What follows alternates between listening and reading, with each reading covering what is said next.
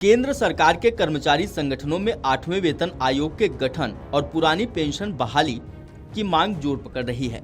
सरकार ने कहा था कि 8वें वेतन आयोग की सिफारिशें 1 जनवरी 2026 से लागू कर दी जाएंगी, लेकिन अभी तक आयोग के अध्यक्ष और सदस्यों की नियुक्ति भी नहीं हो सकी है। ऐसे में कर्मचारी संगठनों को यह चिंता सता रही है कि अब महज 70 दिन बचे हैं, इतने कम समय में किस तरह से 8वें वेतन आयोग की सिफारिशें लागू होंगी। रक्षा और सैन्य कर्मचारियों का प्रतिनिधित्व करने वाले सबसे बड़े ट्रेड यूनियनों में से एक अखिल भारतीय रक्षा कर्मचारी महासंघ यानी AIDEF ने 8वें केंद्रीय वेतन आयोग यानी CPC की अधिसूचना में देरी के खिलाफ मंगलवार को अखिल भारतीय विरोध दिवस आयोजित किया।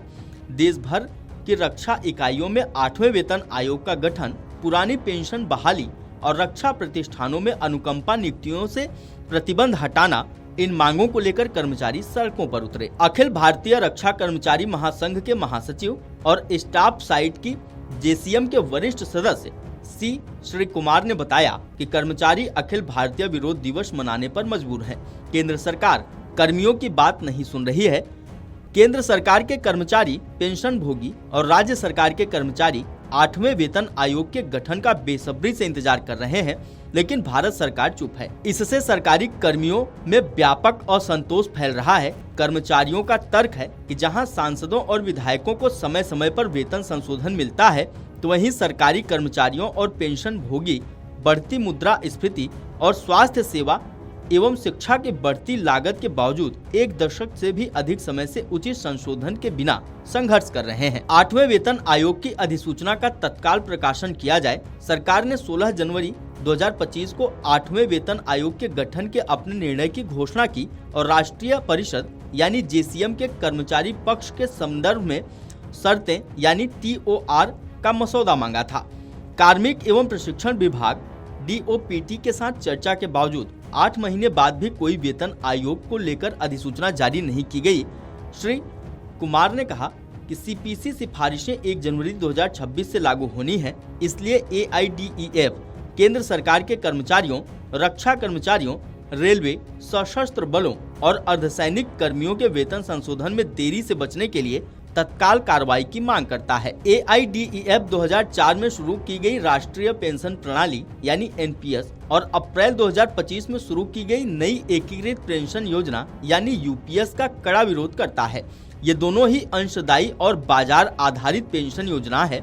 कर्मचारी CCS पेंशन नियम 1972 जो अब 2021 के तहत परिभाषित है, उसमें गैर अंशदायी पेंशन योजना को बहाल करने की मांग कर रहे हैं। क्योंकि सरकारी कर्मचारियों पर काम का बोझ बहुत ज्यादा है, वो शासन के सुचारू रूप से चलाने में महत्वपूर्ण भूमिका निभाते हैं।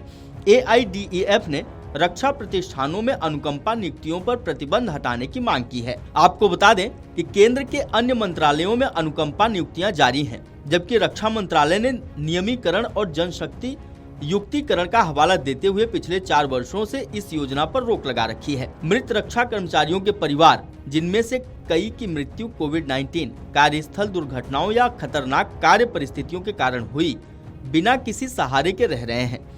AIDEF ने आयुध कारखानों सहित सभी रक्षा मंत्रालयों के प्रतिष्ठानों में अनुकंपा नियुक्तियों की तत्काल बहाली की मांग की है। श्री कुमार ने कहा कि कर्मचारी लंबे समय से OPS बहाली की मांग कर रहे हैं, लेकिन सरकार UPS लेकर आई है। इसे कर्मचारियों ने रिजेक्ट किया है। मुद्रास्फीति के रिकॉर्ड स्तर पर होने और वेतन में स्थिरता के कारण कर्मचारियों और पेंशन भोगियों का कहना है कि सम्मान के साथ जीवन यापन करना एक बड़ी चुनौती बन गया है। AIDEF ने चेतावनी जारी की है कि जब तक सरकार 8वें वेतन आयोग की अधिसूचना जारी नहीं करती और पेंशन एवं नियुक्तियों संबंधित चिंताओं का समाधान नहीं करती, तो देशव्यापी आंदोलन तेज कर दिया जाएगा। Video desk amarujala.com। अगर आप ये वीडियो YouTube पर देख रहे हैं तो हमारे चैनल को सब्सक्राइब कर बेल आइकन दबाएं और Facebook पर देख रहे हैं तो हमारे पेज को लाइक करें।